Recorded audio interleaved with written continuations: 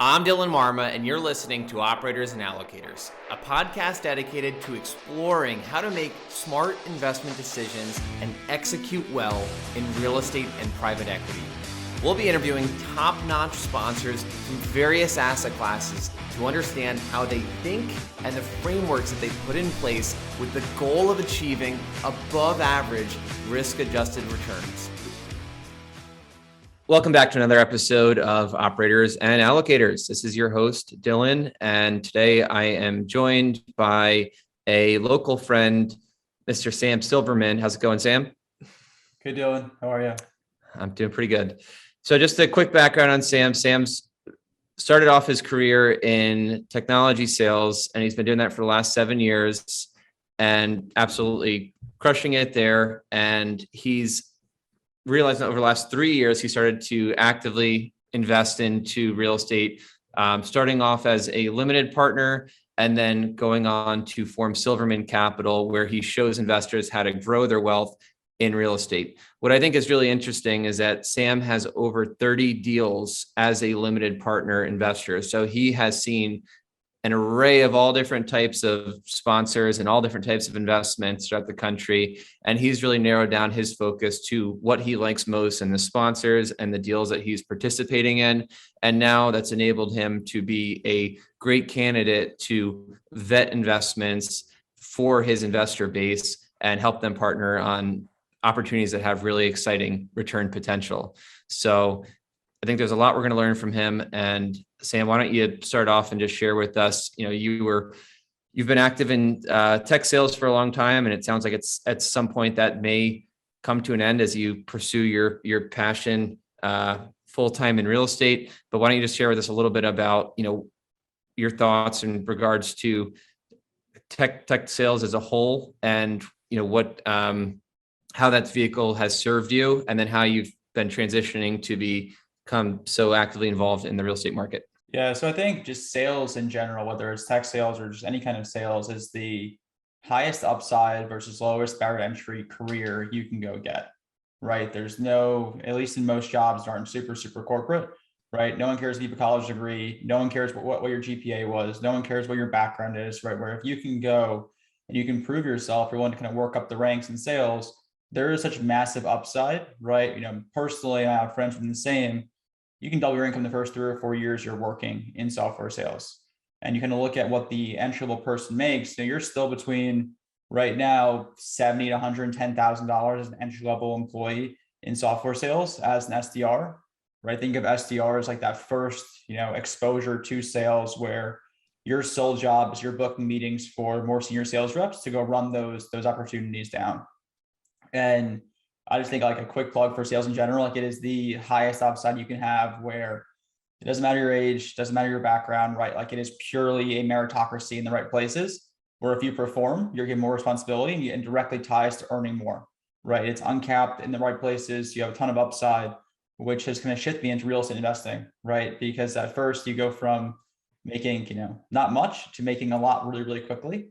And with that, you then have a lot of disposable capital, assuming you don't have lifestyle creep, where your expenses keep growing along with your income. So if you control that, you've now got some disposable capital to go play with. And for me, quickly, I always understood passive income as trading your time or trading your money for future returns versus trading your time. And I started out in single family houses, right? That was all I knew. And quickly found out single family is not passive at all, right? Anyone tells that is completely lying to you. Even with a property management team in place, like it just wasn't scalable. It was a ton of time for each transaction.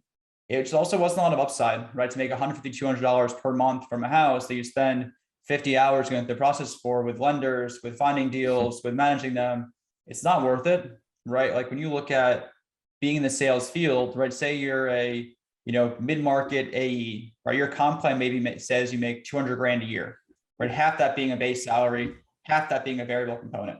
Where in that comp plan, if you crush it, you can make 450. Or if you don't perform well, if I make 150 and you're on the ropes of getting fired every single quarter. So for me, kind of that trade-off of being in a position like that was the time I'm spending in single family houses is, I may go squeak out a few more points of return if I'm really active there. but I'm giving up massive upside in my day job which then can allow me to go funnel more cash into things that are actually passive.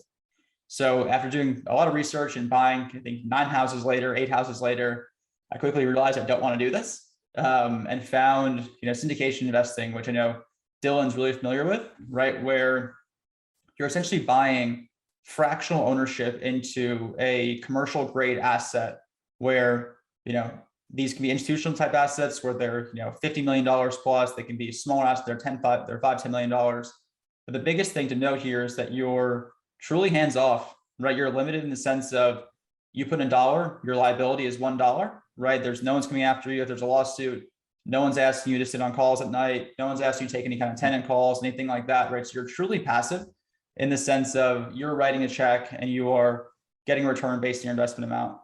So from there, I'm very risky with my own money, or a lot more open-minded with my own money, right? For me, if I lose 50 grand, 100 grand, yeah, it absolutely sucks, but there's no reputational risk with losing your own money, right? There's, opportunity costs of not being able to go reinvest that or make it back, but it's more so it's just personal capital to go to play with. So I think something on my end that I really focused on was, I was taking chances with a lot of these operators I started investing with as a limited partner. Quickly realized a few things, right? One is that most people have no clue what syndication is, right? That this was even an option. All these limiting beliefs around multifamily investing or just large commercial investing in general, that you have to have $10 million, you have to be super, super high net worth, right? The average Joe can't go invest there. And that's just not true.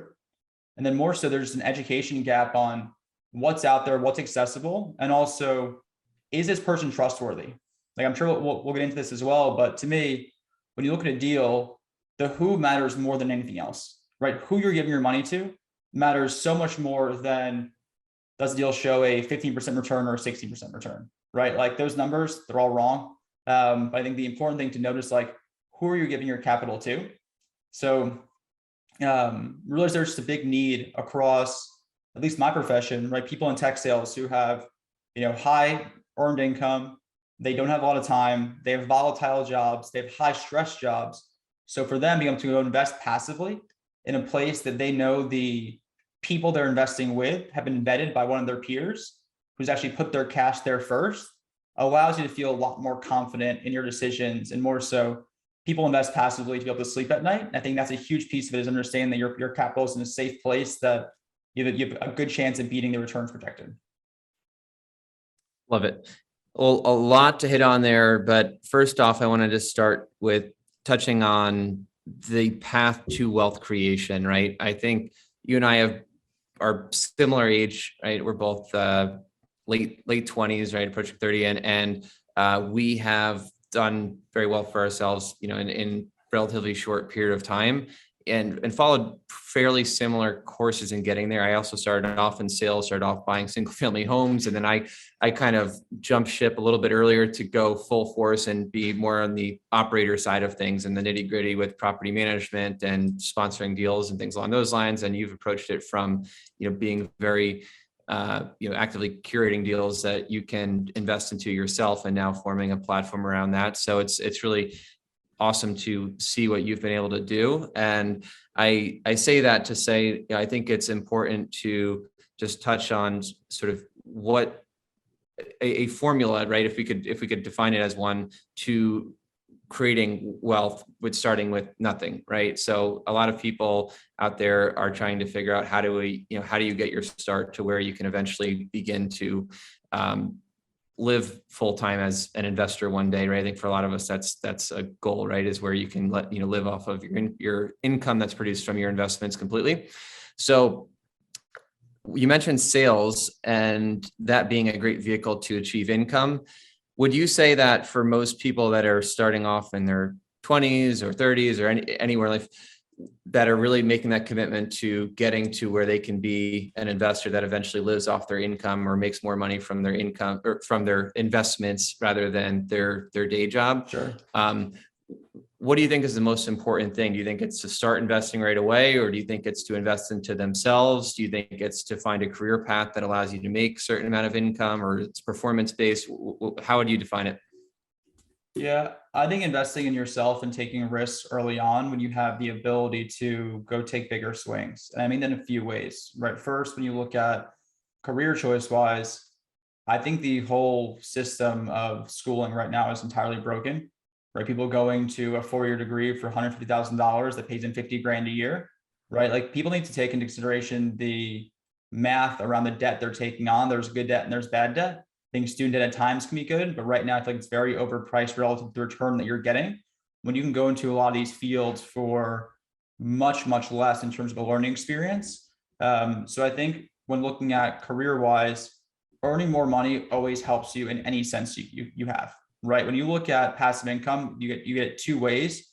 Either you buy it, which I fall into that camp of buying it when looking at leveraging earned income to then turn to passive income, or you build it through sweat equity, right? When looking at deal structures and kind of, being boots in the ground, being a deal finder, whatever that may be, to get equity in deals without having to bring cash to the table. But I think for most people, if you're looking at how to truly build, a completely passive form of income, it's leveraging your earned income and making more money in your current role, likely a field that you have some level of expertise in. Doubling down there is likely your best bet, right? For me, I'm a huge believer in going very, very deep in core areas that you have a competency in, right? Outside of like physical well-being, like if you have a competency in something, double down in that. Take any like skill set there is. If you are the best person in that skill set, you'll make a ton of money, right? Whether it's like cutting hair or even, just like anything like that. Like if you're the top person, you'll be paid a ton of money for your skill set, right? Being very average at a lot of things likely does not lead to very high forms of income. So I think it's first, like figuring out how you make more money. And then second, it's figuring out how you allocate that to give the highest chance of growing it sustainably.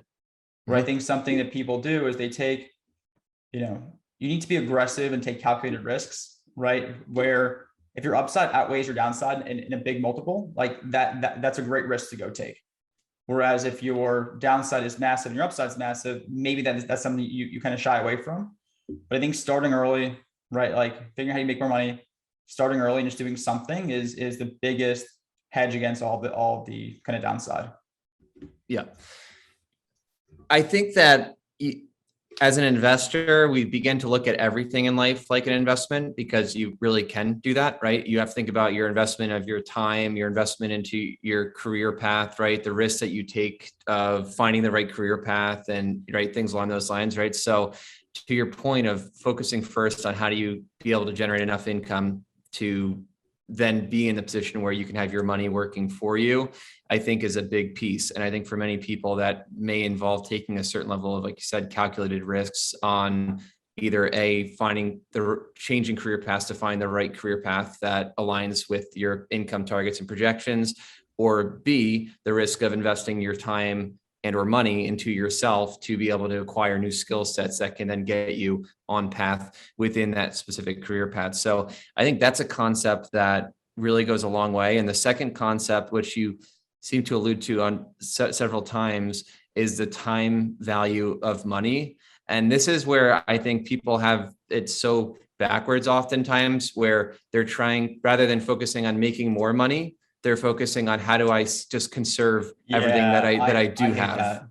So like, I'm a big believer in living frugally, right? And like not getting a car that you can't afford, right? Not getting a house you can't afford, not buying things with fixed costs that are bad debt, right? Like bad debt being consumer products that depreciate in value or tie up too much liquid capital that you can't go invest with, right? But like cutting out the $5 coffee is complete bullshit. Right? Like if that's going to make or break your investment strategy. And to be clear, like I'm referring to people who are looking at investing disposable capital they have, not people who are borderline making ends meet. Right. So like the person who is trying to feed their children to like cut certain things, they can take care of their family, entirely different than what I'm referring to. More to the person who is, stable, upper middle class person who's looking to drive down costs.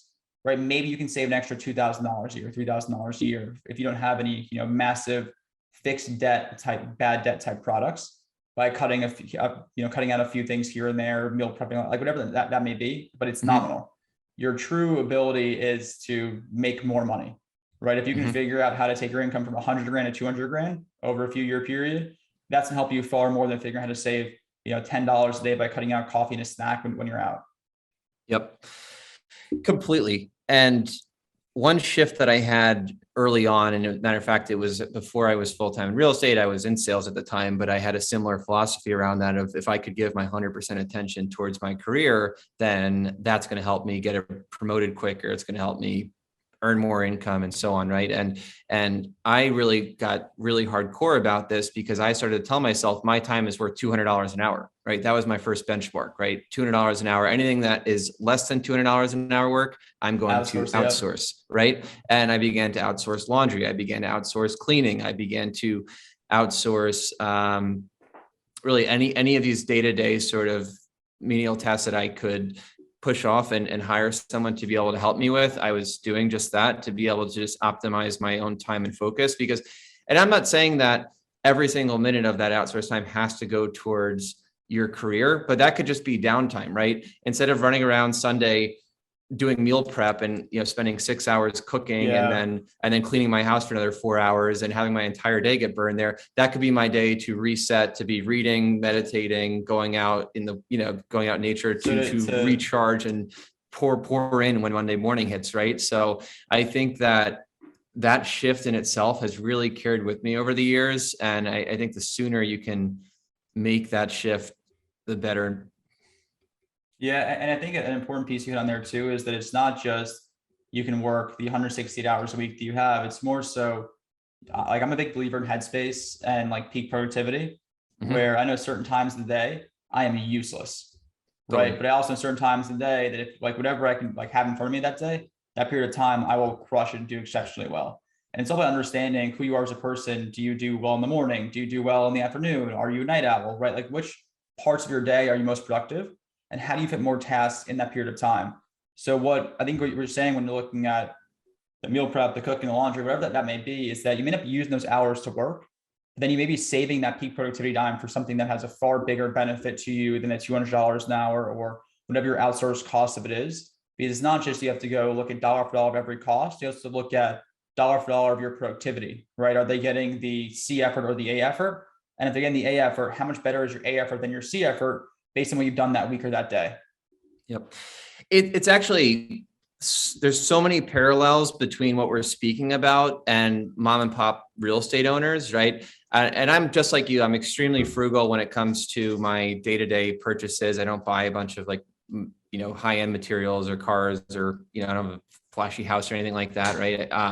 But when it comes to anything that requires time, that's where I start to really think about things very differently, right? Because I put a high dollar volume on my time. And when you look at, say, mom and pop real estate owners, you see, I was at an RV campground yesterday up in Georgia and driving up there, right? This guy was running he has no payroll on his profit and loss statement, right? And the park itself was probably at 50% of the capacity that it could have been at, but he was maintaining it that way because instead of hiring someone and saying, I'm going to grow this and scale it and maximize the occupancy and expand it, I'm going to just run it myself and keep it small because I don't want any more additional stress in my life where I'm already at my bandwidth because I'm the bookkeeper, I'm the maintenance guy, and I'm the manager all in one, right? So you see this often from real estate owners where the true mom and pops, they're not valuing their time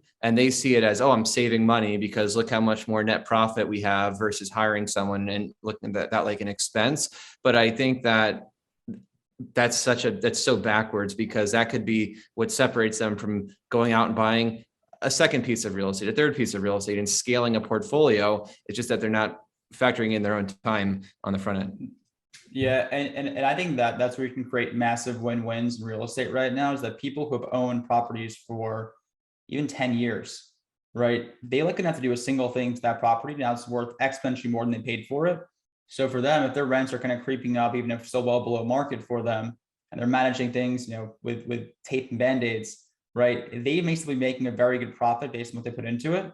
So I think right now for operators like ourselves, there's a massive win to be had for giving them a retirement package, right? Like giving them that opportunity to get out of that stressful life, take a gain that's probably above what they thought the property was even worth.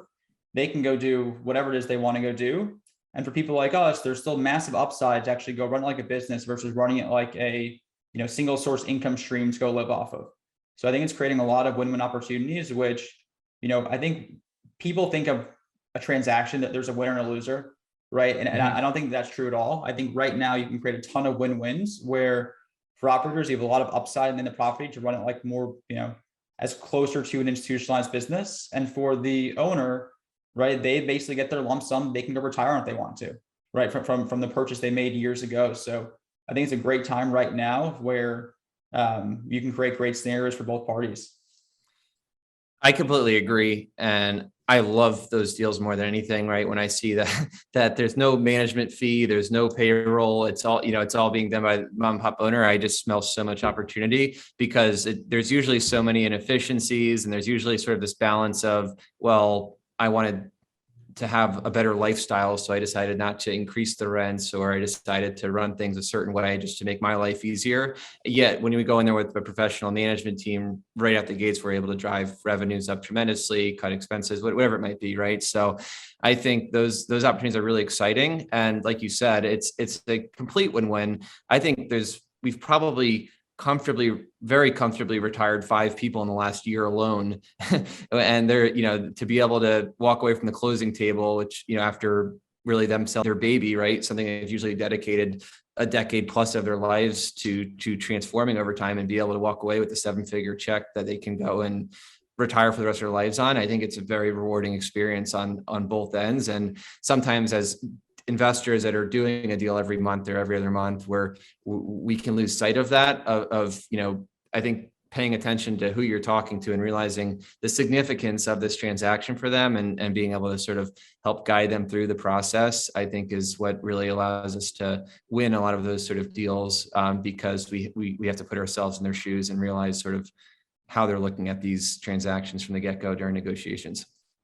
Yeah, absolutely. And for us too, like at the operator level, say a deal, if your max purchase price is $10 million, right? Where if you can go lower than that, you'll buy it for any price up to $10 million that you can, because it still fits your model for the conservativity you need and the investor thresholds that the investors require, and your level of comfortability with tying your reputation to this deal.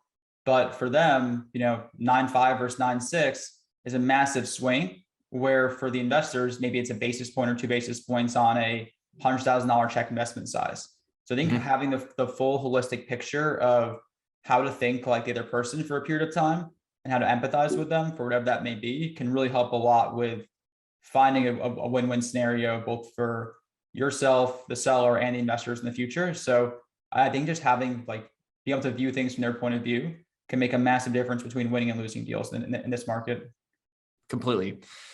So I think what we're all hoping to learn from you is what you've taken away from 30 plus LP deals. To me, that's a large number. I've only come across a handful of people, probably less than a dozen total, after talking to hundreds and hundreds of investors that have invested in that number of transactions. And all of them are people that I go to this day to ask them about their thoughts and perspective on different ways that we run our business and do our reporting and things like that. So I would love to just hear some of your broader learning lessons, maybe starting with the painful stuff, right? Like, what are some of the experiences that were painful that you've learned from and have shifted your perspective?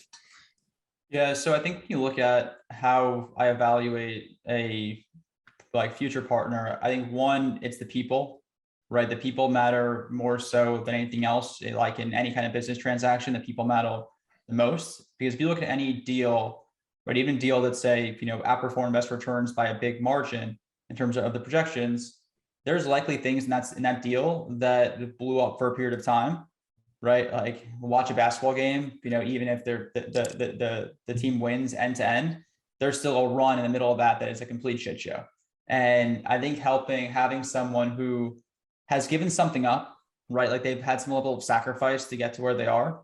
They can handle things when things are really heated and not act emotionally, right? I think taking away from emotions from a lot of this is really important, because essentially you're acting as a fiduciary to investors, right? Whether legally you are or not, like, you're still acting as a fiduciary to your investors, and making decisions that are rational versus emotional are really important.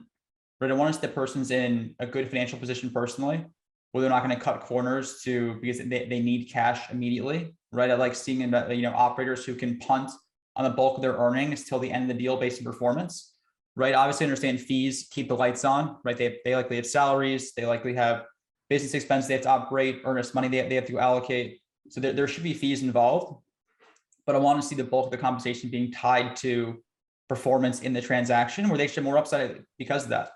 We're like, I'm okay if the sponsor makes a ton of money because that means they do the same thing for both myself and the other investors. I think second, you look at the market you want to be in, right? Where I want to be in markets that have income growth, job growth, population growth, good migration trends. I always love looking at the U-Haul ones where you can see the one-way trips, right? People leaving place A, going to place B, and drop the U-Haul truck back off. I want to be in the place B, right? So seeing where people are going. Oh yeah. I think right now the Sun Belt is a great place to be across the board. When you look at least take my background in software sales. I don't know about a lot, but I know about that pretty well. And people right now are getting the same level of compensation if they're in New York or Florida or Texas, right? If I'm them, why would I go live in New York or California right now, right? When your comp package goes far further in places like Florida, Texas, Phoenix, right? When you look at markets like that, the ability to go work remotely is a massive swing when looking at markets to go focus on. Also, I like low cap rate markets, right? Contrary to a lot of people, I love seeing a cap rate below 5.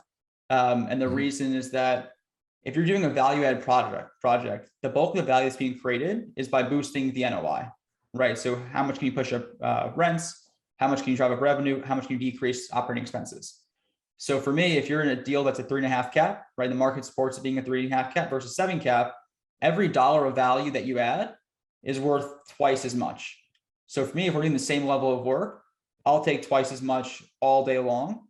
Also likely being a much more stable market in the future if they're a 3.5 cap market, right? So any kind of downturn, people are still gonna be living there in that market because jobs are there, there's corporations there, there's roots tying people to those areas. They have to go be there. So I like seeing that. And then third is the deal, right? To me, every projection you ever see from an operator, they're wrong, right? Every single one. It's so funny that people will get, freak out about a 15 versus 16% IRR. When what's more important is what's the likelihood that this operator can run the business plan, execute against it really well, to have the best shot not only hitting but overachieving those numbers, and how conservative and realistic were the numbers they plugged into their models. Right? Anyone can go make a spreadsheet look really sexy when you want to understand how conservative are they. Right? We have deals, for example, we'll show it a 14, 15% IRR, but could show it at 22 if we wanted to. We just choose not to because we want to make sure that we under promise and over deliver to our investors, because that's far more important than showing the highest return. Typically, if you see people inflating returns because their track record doesn't support them doing those deals, right? Where you want to be in a place where you feel comfortable enough, not even like review a deal, invest that operator, right? You should always review a deal and make sure you feel comfortable in that, but you want to invest in people that you can just have a conversation with them and you feel confident that they're gonna make the right choices on your behalf. Yep. Yeah, I completely agree. And when I've looked at so many different deal packages over time, and what I focus on, just because of my experience in property management and just having myself in the weeds so much, the first thing I stare at before anything, and I don't know if you share this at all, but it's definitely the operating expenses. The very first thing I'm looking at is how are they running this deal expense-wise?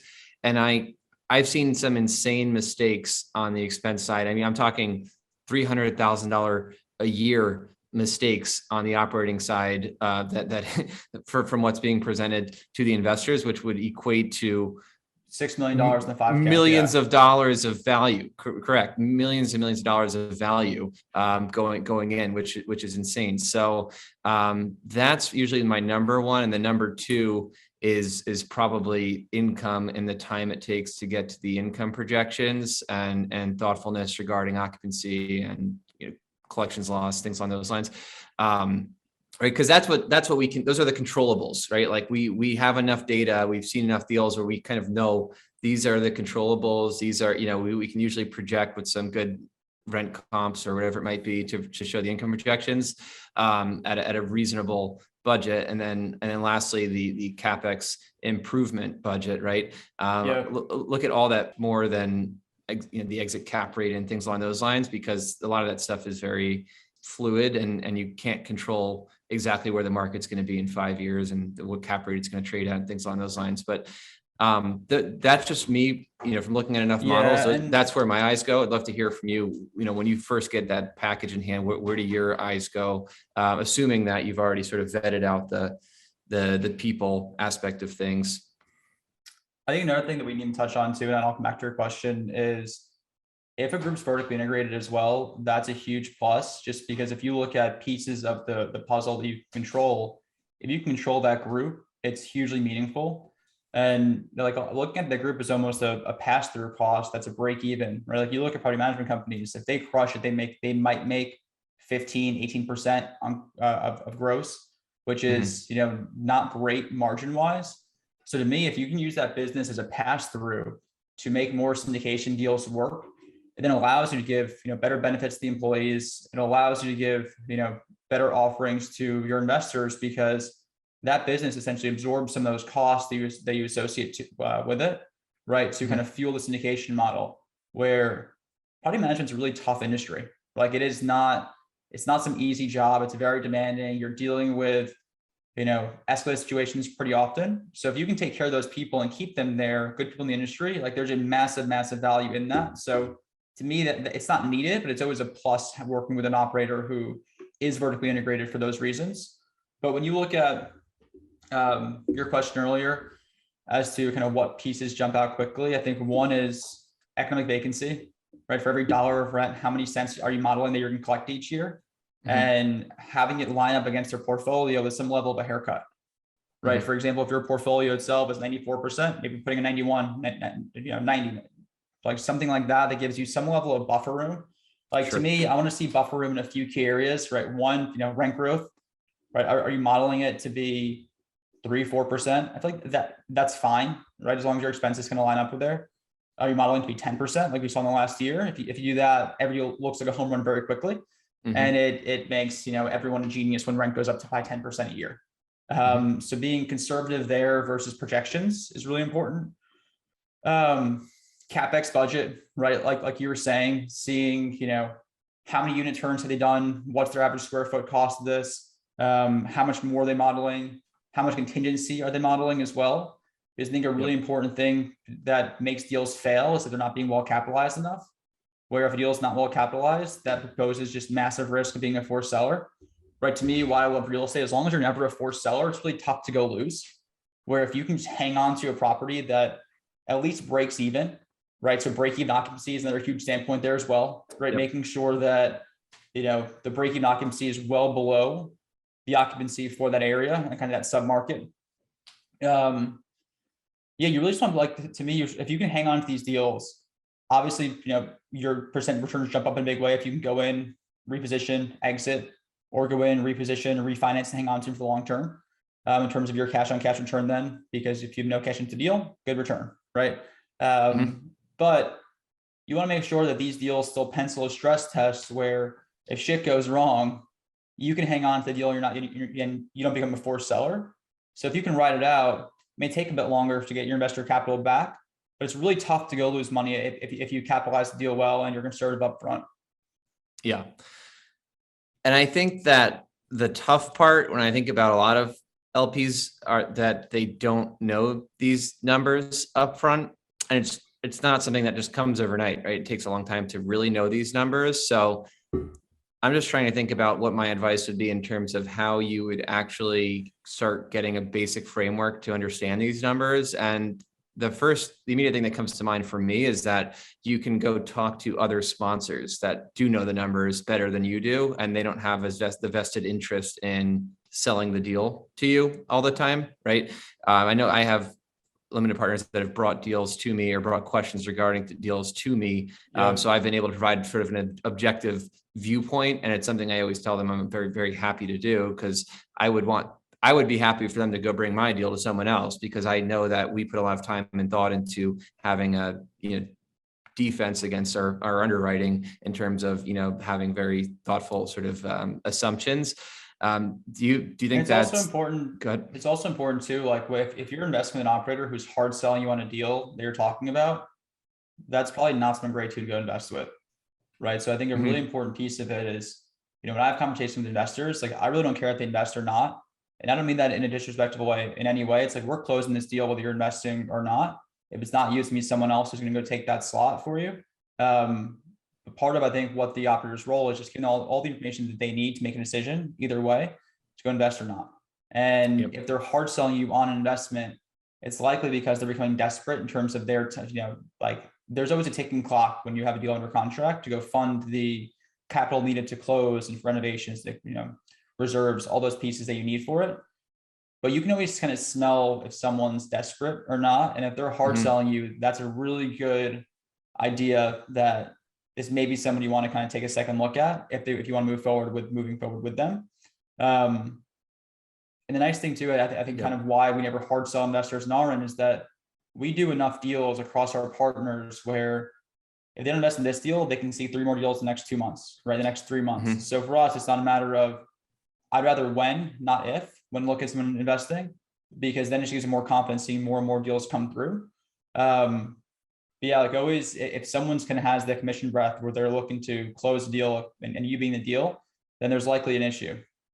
Yeah, I like that a lot. Yeah. And coming from, for me, after getting my start a few years in sales and is relating to real estate, but I remember the big shift, which for me was a breath of fresh air, was I could totally take my sales hat off when it came to raising money. And I much prefer operating the way I do when it comes to capital raising. Is generally speaking, when working with investors, I do everything I can to just put my hat on where I'm just focusing on being as objective and brutally honest as possible. Almost to the point where I want to point out things that could possibly scare people off. Well, I do want to point those out, right, to the point where they fully understand what the threats are, what the risks are, because there is always risk involved in any investment, and to just always focus on the upside and how everything's going to be great and there's no risk and no downside, nothing that could go wrong, I think is such a flawed perspective. And I think that hurts people more than it helps them. But I think their own sort of insecurity about being able to raise the capital or something along those lines, like, is probably what pushes them to wear that hat or have that sort of commission breath, pushing for the deal to get done. But I think it backfires completely. I think I was on a podcast recently and someone had asked me what some of the best tips were for raising capital. And that's where I just naturally gravitated towards, is just being brutally honest. As I think the less you sell, oftentimes the more investors will not even often, I think almost every time, the more they trust you, and then you actually will raise more money by selling less, right? Yeah, and you other people know exactly what they're getting into ahead of them doing so versus the other way around. Where if you look at a deal too, like most deals model to call it 5 years, even though deals have been selling much quicker than that recently, right? That's a long relationship, right? Of a 5-year relationship of someone who feels as though you withheld their information from them. That's not going to be a fun 5 years for you managing their capital for that period of time. So I think the more you can tell someone and let them qualify out or qualify in, will just make your life easier. I think a lot of the reasons people get into this kind of investing side of it or raising capital or operating deals is the freedom aspect of it, right? Being able to kind of build your own schedule, right? Work for yourself, really drive towards something that is your own. And having investors, who aren't super clearly aligned with your thought process, the deal itself, the information they received, is make that a lot less enjoyable. And I think that's just a big piece of it, is like, what do you want your life to look like? And do you want investors calling you every 3 days about their investment that they get all the information they needed on it? Absolutely not. So I think being overly honest with someone, it also helps too, right? When you think of so the person will tell you the good, the bad, and the ugly of it during a deal cycle. You want the same thing from someone, right? Someone who is, the world's burning around them and they're telling you things are fine, right? You don't want that person who's managing your money and you're hoping to get transparency from them in the deal cycle, because there really aren't regulations around reporting for this kind of stuff. And so making sure, I think that's a big piece of it as well, is like the investor experience to me is so important, and actually, roughly equally important as the performance of the deal, right? Take person A who delivers a 20% return, but has horrible investor experience, and person B who delivers an 18-19 and great investor experience. Person B will go far further in the long run with repeat investors, with referrals, Like if you look at sales, referrals is the best kind of business you can go work. And if you have people, like if I'm Dylan's good friend and Dylan's like, hey, you should go check this out. Like I'm likely going to take Dylan's word for it, at least have that conversation, go into it with a much more open mind and kind of be preconditioned that this is a good opportunity. Where if you're kind of going, all cold outbound, which I think is still a huge part of this business, then it's a lot tougher, right? So like the referral piece of it, kind of making sure you provide a good experience, that people are willing to be references for you. I think it's a really huge piece of it. Repeat investors, it's a lot easier to expand a current customer versus get a net new one. So then kind of making sure you keep an account of all of that, as if you're an investor in this deal yourself, how would you want to be treated? I think that's something personally I've taken away from a lot of the partners that I've had. Is there've been some really good ones and some ones that have a good learning experience from, as to, maybe I wouldn't want like to represent things the way that they did as well. What would be some of examples of that? Would it be not sending out certain emails that you wish you would have had? Would it be lack of webinars? So like lack of communication, lack of financials, not being timely in updates, right? Not being timely in distributions. Like to me, the way I think of this is that when I first get my monthly update, I'll read it through, probably spend 5-8 minutes on it. I want to be able to read the second one, third one in less than 90 seconds, right? I want to be able to like fly through it because they're systemized, right? Like it's the same template, the same format. I can get used to it. I can fly through it. People want to invest in this kind of stuff to be passive. So make it very easy for them to be passive in it and feel confident that their money's in a good place. Or like, I think why people love, investing in stocks. Personally, I don't have a single dollar in the stock market, which is a whole different topic, but because they have the dashboard, right? They can go pull up their Fidelity, their Charles Schwab, they can see their dashboard up. I'm up 2.5% today, or I'm down 6% today, right? Where in these deals, you see your cash flow and you see some kind of leading indicators of future value. But you don't know exactly where you are in a transaction unless you have great reporting from the operator that tells you a good idea of where they are versus the budget and the pro forma. So you can then see, are we pacing the right way? Are we in a good place? Are we ahead of schedule? Are we getting our ass kicked? Right? Like you want to know. Yeah, completely. I know for us, what's worked well to be able to communicate this stuff, and it's not really as much self-promotion as much as it is, I think, for other active sponsors out there, or for investors in terms of what you might want to look for, is we've done a lot of webinars. So we generally will do like a quarterly webinar. So for the folks that want the learning experience of actually hearing about not just what the numbers say, but what's behind the numbers and what's going into the resident events and the experience we're creating on the property, or sort of the story behind why, vacancies dipping in the beginning because we're re-tenanting the property or something along those lines. I think those have been a really great opportunity for us to better communicate the downside in terms of things that are going wrong. And I think the downside and the painful experiences are usually where you learn the most in real estate or anything else, right? So I think by having the webinars, you can learn what's working well, and then when there is, what could actually look like a bad month or a bad quarter on paper could actually be a really good thing in reality too sometimes, right? So understanding that, if you're going into a property and you determine that a lot of the folks are just not credit worthy, they're not up to your standards, or the people that are on site, and you're gonna consciously non-renew them to be able to bring in better quality residents at a higher rental rate. And 6 months from now, your top line is going to look much better than it is today, right? Those sort of things, right? And I think there's numerous ways to communicate that stuff, but I think having some way of being able to figure that out as an investor would be comforting to me for the most part, right? And then once you've sort of built that baseline framework and the sponsor, then to your point, at that point, I might want to speak just completely passive and just say, send me the occasional numbers, but I trust you guys are doing the right things, and I get a feel for how you handle challenges and things like that, right? Yeah, and especially if you look at like a very heavy value add type deal, or kind of moving a tenant base up a class, right? So say you're taking a property from a C to a B, right? You may have to go down in occupancy pretty significantly, because if you think about it, right? If you're a $1,300 a month tenant and there's all $800 a month tenants there currently, likely a different class of person than you want to live next to. So something of this you see at times is that you're taking an occupancy to kind of have the whole momentum of the building shift to being a higher class building. but it's really tough, right? Say that you have a 50-unit building and one tenant is that higher class and the rest are all the lower class tenant, right? Assuming there's a different class of person by the amount they're paying per month, right? You may not want to live there just yet, right? Even if the building itself, the amenities in that building are now nicer, the apartment itself has been updated, but getting market rent then may be tough because of who you're surrounded by. So I think that's an important piece to have context on. We're looking at occupancy dropping month over month or collections going down, right? Kind of taking into account the full business plan. And so a lot of times you're taking a step back to take 3 or 4 steps forward. But I think having extreme clarity around why and the transparency of that makes it a lot more digestible as an investor, understanding what you're getting into there and why. Yeah, because oftentimes there are many situations where you're taking 2 steps back to take 3 steps forwards.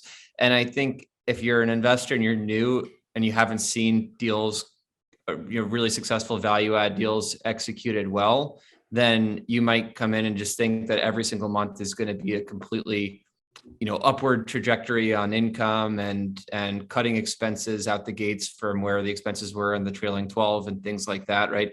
And it just doesn't happen like that in reality, right? It's in reality that the first few months on the property, you're getting super familiar with who the current residents are. You're getting really familiar with any sort of skeletons in the closet on the property, right? You're getting really to know the property intimately. And then from there, you're usually getting quotes on a lot of the core CapEx projects and starting to, come up with the, even more, let's say like the next evolution of the value add plan. Now that you're even more intimately in tune with the property and you've gotten a chance to really get to know the residents and the property well. And then usually it takes, that first year is really where you start to see kind of like, it's almost like that's where the 2 steps back can come in oftentimes, because you're really starting to keep units down a little bit longer than you would on a standard turn, because you're renovating the entire units, you're doing all of your CapEx projects, you're usually filtering out. Usually in the first years when we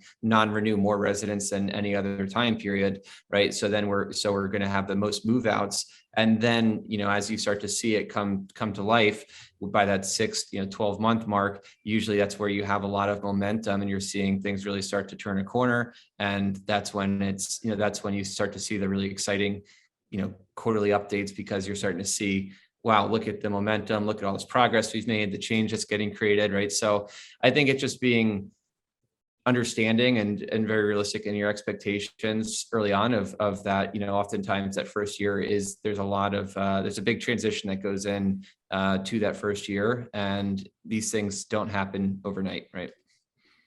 Yeah, and especially if the project is a longer term hold, right? Where if the goal is to go in, reposition, refinance, and hang on to it for long-term cash flow appreciation, then making sure to turn the tenant base over the right way is really important, right? Because you'll be with them for far longer than if it's a get in and get out as quickly as possible type reposition. So I think understanding the business strategy around it matters a lot when knowing That's a good point. how the progress is shaking out, right? Like we do both kinds of deals, right? Some deals, our goal is to go in and sell it in 12 months in a day, right? Push up the NOI and sell it really quickly and kind of realize the gain and exchange into a new property, or kind of have the investors take their capital out of it. Other projects we work on, kind of depending on the operator, our goal is to go in, reposition, re-tenant the property, refinance, pull out the bulk of that all investor capital, and then hang on to it for long-term appreciation and cash flow and tax benefits. So I think it matters the business plan as to expectations across the board and doing things a certain way for that business plan as well. That's true, right? Because there's also business plans where you buy a property and just from a simple, maybe everyone's on month to month, or you have a lot of leases lapsing early on, and you just simply from cutting loss to lease, you can spike income right out the gates, or do something simple like we've had properties where incomes went up $200,000 3 months in just because we've billed back utilities, right? So it does depend very much on the property and the business plan that comes into play. What about when it comes to just questions you ask? Maybe are there some power questions that you ask when you're vetting sponsors or vetting a deal that you would encourage other folks to consider when they're vetting a LP deal? Yeah, so I have like a whole list of them I can send you after as well. I've had like 20 or 30 questions in there. I think I wrote an article on Bigger Pockets recently, but Nice. I think the first one is like walking through a time where something went really wrong and how'd you handle it? And then what was the outcome from there? Because you just want to see whether it's real estate, whether it's something else, like when something has gone horribly wrong, how did they react? Were they emotional? Were they rational? Like, what did they do to fix the situation and find a win-win across the board? I think second is help me understand what you gave up to be in this field, kind of what you're doing today, right? Like personally, I'd rather invest with the guy who gave a $500,000 executive job and is doing this now full time, because their barrier to entry and their level of success and kind of that bar that they set for themselves is much higher than some making 50 grand a year flipping houses. And I don't say flipping houses making 50 grand a year, nothing's wrong with that at all. But I want to see someone who came from a higher level field, whatever, whether it was real estate or not, that now has a much higher barrier of success that they need to go past for that. Also understanding what risk they have in the deal. And a lot of larger operators, the capital they put in, the percentages drop and drop, right? Someone buying $1 billion of real estate, they can't go put in 10% into each deal anymore. Like they physically just can't do that, right? In terms of operating. So I understand that side of it, but then also understanding that person too, if a deal goes south from them, reputationally, that'll cost them tens of millions of dollars, right? So helping understand where that gap is with that person, kind of what's at risk for them reputationally, financially, kind of what they gave up. And then all the questions around, how they project, how they model, their business plan. But I think a really important thing too is to find a business plan that aligns to your goal, right? Like I can use the example of my mom. She probably has 3 to 5 years left of working, hopefully less. But for her right now, like we're putting her capital into deals we think that have, nominal cash flow right now. We can sell them in 12 to 24 months, assuming things maintain how they are. Then longer term, we can look at flipping it to longer term holds or to a higher yield, higher cash flow, lower overall yield type play. So I think it's just really important understanding what are your goals and finding investments that line up with that. Yeah. Yeah, no, that's great. Yeah, I like that question about the time, explain a time where something went wrong. I think I once saw Elon Musk ask a similar, he was interviewed about how does he interview people, right? And I think he has a similar type of question that he asks about, tell me about the biggest problem you've ever faced and how you went about handling it. And I think what the answer he looks for is you want to find you want to see them get very detailed, right? Yep. About their answer and not give you some broad answer of like, oh, we had an occupancy dip and we leased up the units, right? No, you want to see, I flew out to that property and stayed on site for two weeks working with the leasing staff, getting daily reports from them on the exact number of tours that they had. And we increased their guest cards on every single unit that we were that was unoccupied, because we ended up doing Facebook marketplace ads in addition to Craigslist ads, which they were not previously doing. And then from having the 30% increase in our guest cards and making additional phone calls to get people on site to tour the units, we then increased the conversion rate from this to this, right? You see what I'm saying? I think the detail, is really what you're looking for oftentimes if times get tough, because with anything. Like any kind of interview you have, any kind of interview, whether it's for, to invest with someone, whether it's for a job you're getting, like being generic is how you quickly people's BS meter jumps up in a big way, right? So like whatever level of specificity you give is the level of that someone believes you in what you're saying. Exactly. Totally. So I think that's really important, right? Is to really, you're sort of testing them, right? To see how in tune with these properties are you, how much true experience do you have? Because there's plenty of people out there that have these giant resumes, right? But you want to see how involved were they on those deals, right? How in tune with what was going on were they on those deals, and that sort of thing, right? So yeah, like that really is an important piece of it too, just like understanding like with specifics as to how someone handles something. And I think also a big thing too, when you look at these operators you'll speak with, their sponsors that you may invest with, how they handle and allocate blame for that situation is really important too. totally. Right? Like as a leader, and I've led teams in software sales for a while, like when things are good, nothing was your fault. When things are bad, everything is your fault. So like understanding how people handle blame in situations like that is really important, right? Like, are they just, pushing their team on the sword, or they're kind of falling out themselves and owning it? And then also, how do they handle that situation going forward again too, right? Like, they should not do it the exact same way ever, because you should be learning from what that experience was previously. Yeah, I really have seen that in action in this space, where if a deal is going sideways, oh, it's the market, it's the residents. And if they're third party managing, oh, it's the manager, right? Let's just fire the manager and try to hire another one, right? There's a lot of ways you can sort of pass the buck. That's one obviously pro of being vertically integrated, because you can't blame the manager. But the excuses can come from all different, you can always find a reason to blame external factors, but I definitely believe in that, right? Is no matter what, if things are going wrong, even if there's a hurricane that hit, right? How could we have been more prepared for that? What could we have done to mitigate the damage that was caused in this event, right? Whatever it might be. I think always just taking, like you said, not passing the buck and taking that responsibility goes a long way. And you can usually find that out before you invest with someone, just by asking a series of questions that pertain to issues they've had and how they've handled them, and this and that. Usually it comes out in the language that they choose to use, whether or not they're accepting true responsibility. Now, what's one unpopular opinion that you hold present? Low cap rate deals are better deals to buy. Okay, so my follow-up question to that is, the most common argument in today's world is, what happens if interest rates increase and you're in a low cap rate market? Isn't that going to have a bigger impact on valuations, and so you're going to see a bigger swing? It could. So I think also kind of how you structure your debt is important too, right? Like, in all of our properties, we buy interest rate caps where you can go, roll it over into a longer term fixed rate debt, right? So like, that's really important of it, is how you're handling your debt side of it. And also stress testing your model to make sure it still works in those interest rate caps as well.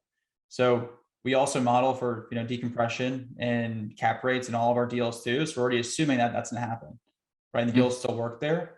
I just think when you look at institutional capital flowing to places that have, safe harbors, it's going to be lower cap rate markets that give them some kind of stability, right? With all the inflation we're seeing, I think we're seeing more institutional capital coming there. So I think we still have some time of interest rate, or of cap rate compression, even if interest rates do rise for a period of time. Yeah. And I definitely have the same train of thought overall. I think that if interest rates do rise substantially, one, I think that they're only going to rise so much because of how much pressure that's putting on all of the major business leaders in the entire country.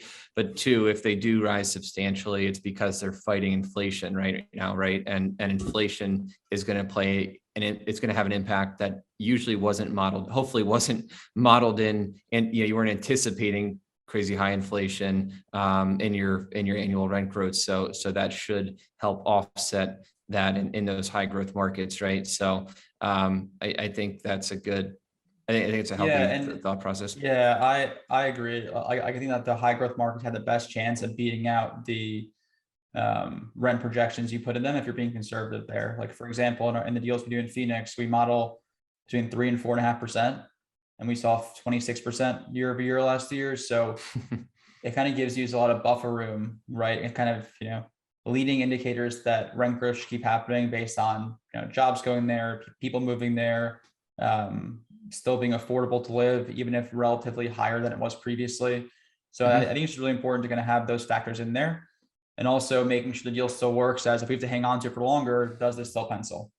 Yeah, no, I definitely like that thought process. I had firsthand made that mistake early on when I started investing, of being enticed by these high cap rate deals, because I always felt like, well, who knows what the future is going to hold. And it's, seeing that sort of tangible cash flow out the gates was really exciting, right? It made me feel very comfortable. And I've had a complete 180 over time through experience, because I've seen that the deals that I've held that are in the lower cap rate markets, that are in high growth markets, have substantially outperformed. The market is what does the magic for you, right? Like, if you're buying in the right markets at the right time, sure, I understand you don't want to see people modeling 5% plus, market rent growth, but it is a possibility, right? And though it's not often modeled for, it's something that you can take place. And that's when the magic happens, where you see these crazy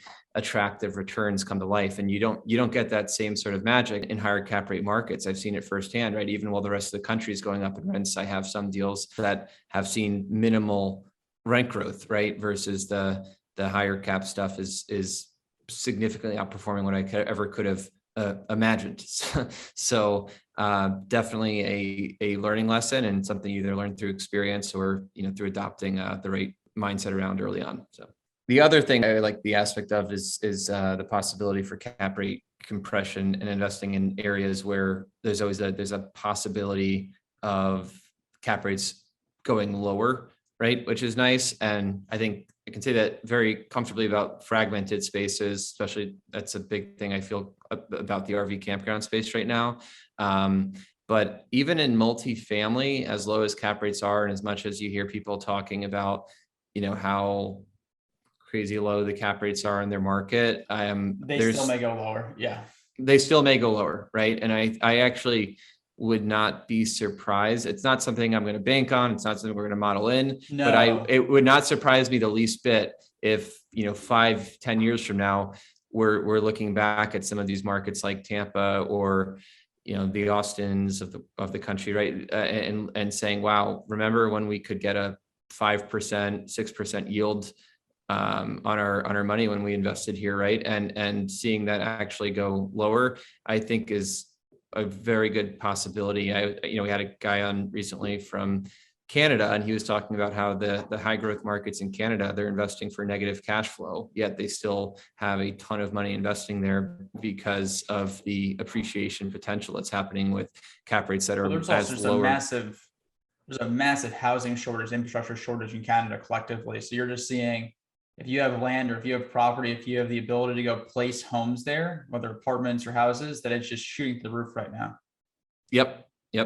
And we have a huge shortage here too. Not quite the same, but at the same time, I think they're not able to keep up with the amount of demand for affordable housing or housing in general in most major cities in the country, right? So I think that's obviously the leading factor for why cap rates are where they are and how much compression we've seen. But I think it still could keep going, which is always an interesting thought, right? And it's something that I think it's always good to have a possibility of that being out there. Just because if you're just, of course, there's the known factors and controllables in investing, and there's the things that you can't control, but could work in your favor. So that's also something I always weigh into how I look at different industries. Yeah, you always make sure that in your model, you're being conservative, but you also solve the upside where things can go the other way as well.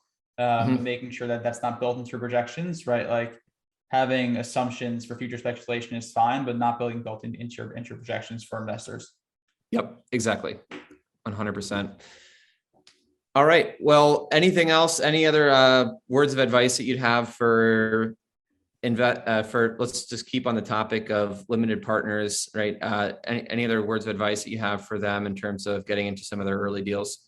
So I think it's going to frame from two ways, right? First, think of the person who is investing, who wants to go active themselves, right? Invest in people whose business you want to model after or be like partners in the future.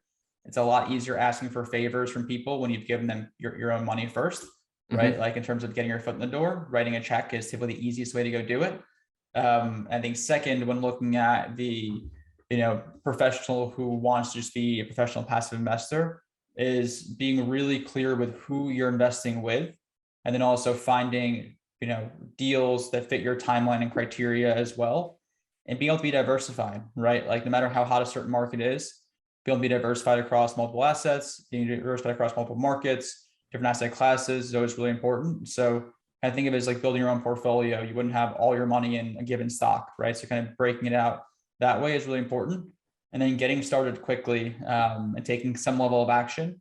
I think in real estate, it's probably the easiest field to do a disgusting amount of research and do nothing. So like you can only underwrite a deal so much before you just do something. So doing something beats the hell out of doing nothing almost every time. Totally. Yeah. And that's where you're going to learn the most, is when you really have skin in the game, because now you're watching your money closely and learning through the process.